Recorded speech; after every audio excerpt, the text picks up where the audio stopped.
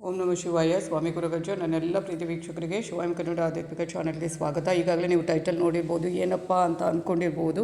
ಖಂಡಿತವಾಗ್ಲೂ ನಿಮ್ಮ ಸಮಸ್ಯೆಯನ್ನು ಇಷ್ಟರವರೆಗೆ ಬರೆದು ಕಳುಹಿಸಿ ರಾಶಿ ನಕ್ಷತ್ರದ ಬಗ್ಗೆ ಅಥವಾ ಸಮಸ್ಯೆಯನ್ನು ಡೀಟೇಲ್ ಆಗಿ ಬರೆದು ಕಳಿಸಿ ಅದಕ್ಕೆ ಏನಾದರೂ ಚಿಕ್ಕ ಪುಟ್ಟ ಪರಿಹಾರವನ್ನು ಸೂಚಿಸ್ತೇನೆ. ನಾನು ನಿಮ್ಮ ಜೊತೆ ಯಾವತ್ತೂ ಇರ್ತೇನೆ ಅಂತ ಹೇಳ್ತಾ ಇರ್ತೇನೆ. ಖಂಡಿತವಾಗ್ಲೂ ಇನ್ನು ಮುಂದೆ ಏನು ಅಂದರೆ ನಿಮಗೆ ಒಂದು ಅವಕಾಶ, ಇನ್ನೊಂದು ಹೊಸದಾದ ಅವಕಾಶ. ಈ ವರ್ಷದಲ್ಲಿ ಸುಮಾರು ನಾನು ಏನೇನೋ ಮಾಡಬೇಕು ಈ ಚಾನಲ್ ಮುಖಾಂತರ ಅಂತ ಅಂದ್ಕೊಂಡಿದ್ದೇನೆ, ನೋಡುವ. ಆಮೇಲೆ ತುಂಬ ಮಂದಿಯ ರಿಕ್ವೆಸ್ಟು ಕೂಡ ಇದೆ, ವಾಟ್ಸಪ್ ಗ್ರೂಪ್ ಮಾಡಿ, ವಾಟ್ಸಪ್ ನಂಬರ್ ಕೊಡಿ ಅಂತ ತುಂಬ ಮಂದಿ ಮೆಸೇಜ್ ಮಾಡ್ತಾ ಇರ್ತೀರಿ. ಖಂಡಿತವಾಗ್ಲೂ ಅದಕ್ಕಂತ ಅಂದರೆ ಈ ಒಂದು ಸಮಯದ ಅಭಾವ ಇರೋದ್ರಿಂದ ನನಗೆ ಅದಕ್ಕೆ ಅವಕಾಶವೇ ಆಗ್ತಾ ಇಲ್ಲ. ಆದರೆ ಈ ವರ್ಷದಲ್ಲಿ ಯಾವತ್ತೂ ಅಂತಲ್ಲ, ಈ ವರ್ಷದಲ್ಲಿ ಮಾಡಬೇಕು ಅಂತ ಅಂದ್ಕೊಂಡಿದ್ದೇನೆ. ನೇರವಾಗಿ ನಿಮ್ಮ ಜೊತೆ ಮಾತಾಡಬೇಕು, ಹಾಗೆಯೇ ಬೇರೆ ಬೇರೆ ನಿಮ್ಮ ಪ್ರಶ್ನೆಗಳಿಗೆ ನಾನು ವಾಟ್ಸಪ್ ಮೂಲಕ ಉತ್ತರ ಕೊಡಬೇಕು, ಅಥವಾ ಏನೇನೋ ಇದೆ ಯೋಜನೆಗಳು, ನನ್ನ ಯೋಚನೆ ಕೂಡ. ನೋಡೋಣ, ಒಂದೊಂದನ್ನೇ ಮಾಡಿಕೊಂಡು ಹೋಗೋಣ ಅಂತ ಇದ್ದೇನೆ.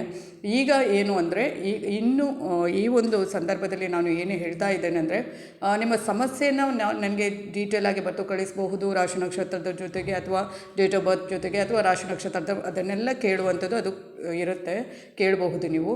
ಇನ್ನು ಮುಂದೆ ನಿಮಗೆ ಏನು ಅಂದರೆ ಒಂದು ಅವಕಾಶ, ನಿಮ್ಮ ಪ್ರೀತಿ ಪಾತ್ರರಿಗೆ ಮದುವೆ ವಾರ್ಷಿಕೋತ್ಸವ ಇರಬಹುದು, ಅಥವಾ ಹುಟ್ಟುಹಬ್ಬ ಇರಬಹುದು, ಅಥವಾ ಏನಾದರೂ ಒಂದು ಒಳ್ಳೆಯ ಕೆಲಸಕ್ಕೆ ಅವರಿಗೆ ವಿಶ್ ಮಾಡಬೇಕು ಅಂದರೆ ಖಂಡಿತವಾಗ್ಲೂ ನನ್ನ ಚಾನೆಲ್ ಮುಖಾಂತರ ಅದಕ್ಕೆ ಅವಕಾಶ ನಾನು ಕಲ್ಪಿಸಿಕೊಡ್ತಾ ಇದ್ದೀನಿ. ಖಂಡಿತವಾಗ್ಲೂ ನಿಮ್ಮವರಿಗೆ, ನಿಮ್ಮ ಪ್ರೀತಿ ಪಾತ್ರರಿಗೆ ಅಥವಾ ನಿಮ್ಮ ಕುಟುಂಬಕ್ಕರಿಗೆ, ಸ್ನೇಹಿತರಿಗೆ, ಯಾರಿಗೆ, ಹಿತೈಷಿಗಳಿಗೆ ಯಾರಿಗೇ ಆಗಿರ್ಬೋದು, ಯಾವುದಾದ್ರೂ ಒಂದು ಒಳ್ಳೆಯ ವಿಷಯಕ್ಕೆ ನೀವು ವಿಶ್ ಮಾಡೋದಾದರೆ, ನನ್ನಿಂದ ನೀವು ವಿಶ್ ಮಾಡಿಸೋದಾದರೆ ಖಂಡಿತವಾಗಲೂ ಅವರ ಹೆಸರು, ಹುಟ್ಟಿದ ದಿನಾಂಕ, ಅಥವಾ ಅವರು ಏನೋ ಒಂದು ಕೆಲಸದ ಬಗ್ಗೆ ಅವರಿಗೆ ವಿಶ್ ಮಾಡಬೇಕು ಅಂದರೆ ಅದರ ಬಗ್ಗೆ, ಅಥವಾ ಮದುವೆ ವಾರ್ಷಿಕೋತ್ಸವದ ಬಗ್ಗೆ ಅವರ ಹೆಸರನ್ನು ತಿಳಿಸಿ ಖಂಡಿತವಾಗಲೂ ನನ್ನಿಂದ ವಿಶ್ ಮಾಡಿಸಬಹುದು. ಎಲ್ಲವೂ ಆ ದೇವರ ಆಶೀರ್ವಾದ ಅಂತ ಅಂದ್ಕೊಂಡು ನಾನು ಇದನ್ನೆಲ್ಲ ಮಾಡ್ತಾ ಇದ್ದೇನೆ. ಅದು ಕೂಡ ಒಂದು ಒಳ್ಳೆಯ ಕಾರ್ಯ ಅಂತ ಅಂದ್ಕೊಂಡಿದ್ದೇನೆ. ಅದು ಒಬ್ಬರಿಗೆ ಒಳ್ಳೆಯ ರೀತಿಯಲ್ಲಿ ಒಳ್ಳೆಯ ಮನಸ್ಸಿನಿಂದ ವಿಶ್ ಮಾಡೋದು ಕೂಡ ಅದು ಒಂದು ಒಳ್ಳೆಯ ಕೆಲಸ ಅಂತಲೇ ನಾನು ಭಾವಿಸಿ ಅದಕ್ಕೆ ಒಂದು ಹೆಜ್ಜೆಯನ್ನು ಇಟ್ಟಿದ್ದೇನೆ. ಖಂಡಿತವಾಗಲೂ ನಿಮ್ಮವರಿಗೆ ಯಾರಿಗಾದರೂ ವಿಶ್ ಮಾಡಬೇಕು, ಯಾವುದೇ ಇರ್ಬೋದು, ಅದು ಹುಟ್ಟಿದ ದಿನ ಆಗಿರ್ಬೋದು, ಅಥವಾ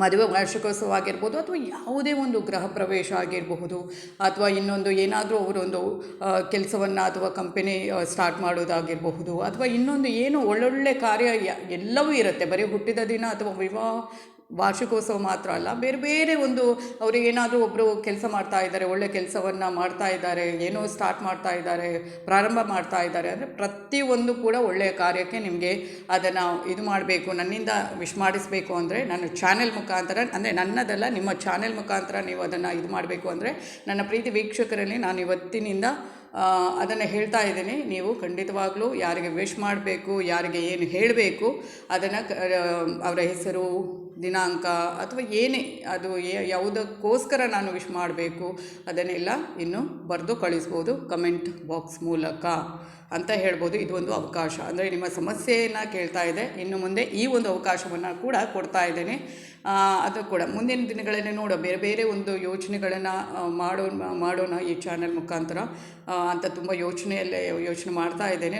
ಒಂದೊಂದೇ ಮಾಡ್ಕೊಂಡು ಹೋಗುವ. ಇದು ಎರಡನೇ ಹೆಜ್ಜೆ ಅಂತ ಅಂದ್ಕೊಂಡಿದ್ದೇನೆ.